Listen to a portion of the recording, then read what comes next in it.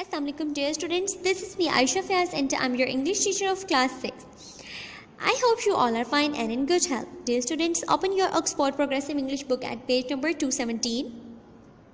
Today we are going to start unit number 9, Poetry 2 points about beers and sport. Of lesson number 5, My mother saw a dancing bear.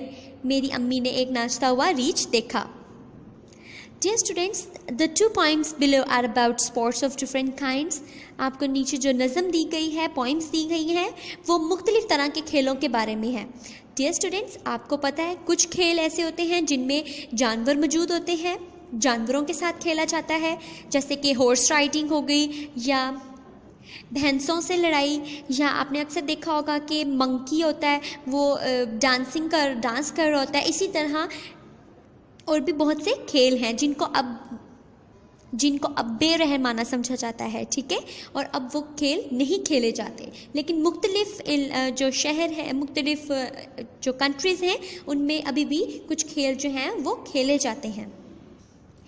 उन खेलों में कौन कौन सी होती हैं, जैसे कुत्तों की लड़ाई, बैल या कुत्तों की लड़ाई, मुर्गियों की लड़ाई, ठीक है. अब कुछ जो इस तरह की गेम्स हैं उनको मुल्कों में कानूनी तौर पर पाबंदी लगा दी गई है कि इस तरह के खेल जो हैं वो नहीं खेले जाएंगे.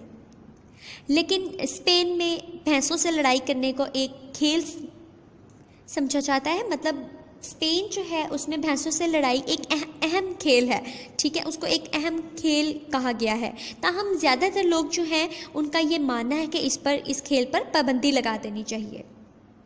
सो डियर स्टूडेंट्स, अब जो पोइट्री आपको मैं बताने लगी हूँ वो है my mother so a dancing bear. मेरी अम्मी ने एक नाचता हुआ रीछ देखा. यह भी एक खेल है.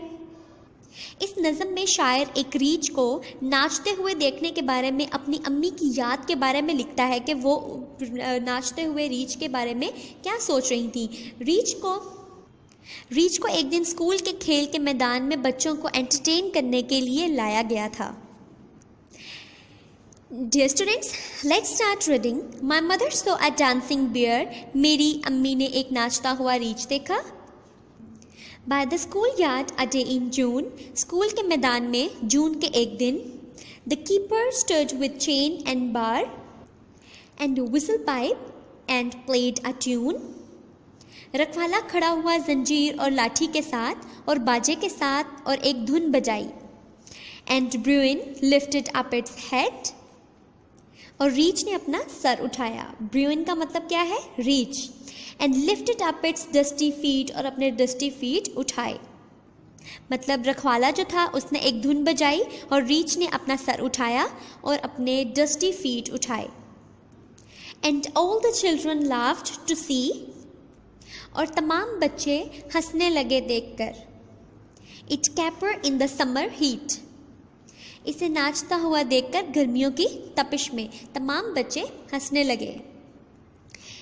They watched as for the queen it died. They watched it march. They watched it halt. इन्होंने इसे मलका के लिए मरते हुए देखा, इन्होंने इसे मार्च करते हुए देखा, इन्होंने इसे रुकते हुए देखा, इन्होंने रखवाले की आवाज़ सुनी जब वो चिल्लाया. They heard the keeper as he cried. उन्होंने रखवाले की आवाज़ सुनी जब वो चिल्लाया. Now रोली पॉली somersault. इन्होंने रखवाले की आवाज़ सुनी जब वो चिल्लाया, अब उलटबाजी खाओ, कलाबाजी खाओ. And then my mother said, there came the keeper with a begging cup, the bear with burning coat of fur, shimming the laughter to a stop. और तब मेरी अम्मी ने कहा, आया रखवाला बेगिंग कप के साथ, रीछ जलती हुई बालों भरी खाल के साथ, हंसी को शर्म से रुक जाने पर मजबूर करते हुए. मतलब डियर स्टूडेंट्स, मतलब ये कि रखवाला जो था वो बियर के साथ एक बेगिंग कप, जो मांगने वाले जिसमें पैसे डालते हैं, उसको लेता हुआ आया और पैसे मांगने लगा. जिस पर जो वहाँ पे तमाम जो लोग थे उनको शर्म महसूस हुई. उनको बियर के लिए, जो रीच है, उनके लिए सिंपैथी महसूस हुई कि किस तरह से उसको फोर्स किया जा रहा है, उसकी चेन डाल के उसको फोर्स किया जा रहा है और कि वो लोगों को एंटरटेन करे, और तो जब वो पैसे मांगता तो सब लोगों को उस पर सिंपैथी महसूस होती। And then they paid a penny for the dance. उन्होंने डांस के लिए एक पैसा दिया, बियर को एक डांस के लिए पैसा दिया। But what they saw was not the show. लेकिन जो उन्होंने देखा वो शो नहीं था, सिर्फ रीछ की दुखती हुई आंखों में दूर दराज जंगल और बर्फ। Only in bruin aching eyes, far distant forest and the snow. So dear students, आपको इस स्टोरी से क्या पता चला? आपने क्या सीखा इस स्टोरी से? कि बियर जो था उसको फोर्स किया जा रहा था कि वो लोगों को एंटरटेन करे। जैसे ही वो करतब करता तो उसको इसके लिए पैसे दिए जाते, लेकिन बियर जो था उसकी दुखती हुई आंखों में सिर्फ दूर दराज तक जंगल और बर्फ ही दिखाई देती। Thank you so much dear students. I hope you got all my points.